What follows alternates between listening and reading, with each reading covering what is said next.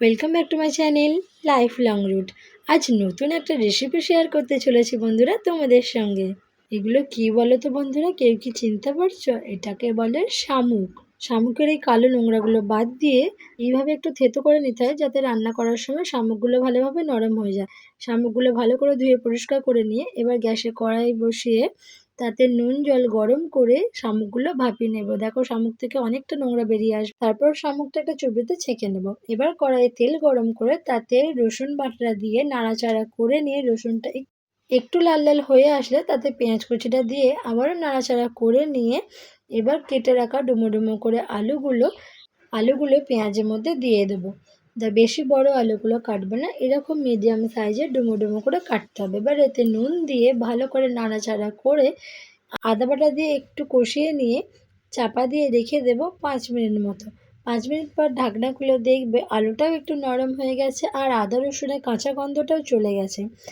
তারপরে এতে পরিমাণ মতো হলুদ গুঁড়ো দিয়ে একটু নাড়াচাড়া করে নিয়ে এবার অল্প পরিমাণে একটু জল দিয়ে তার উপরে কুচিয়ে রাখা টমেটোটা দিয়ে আর পরিমাণ মতো লঙ্কা গুঁড়ো দিয়ে আবারও চাপা দিয়ে রেখে দেবো 2 মিনিট মতো। 2 মিনিট পর ঢাকনাটা খুলে মশলাটা একটু নাড়াচাড়া করে নিয়ে ভাপিয়ে রাখা শামুকটা দিয়ে ভালো করে এবার কষিয়ে নিয়ে তারপর মশলা থেকে তেল ছেড়ে আসলে বেশ কষানো হয়ে যাবে।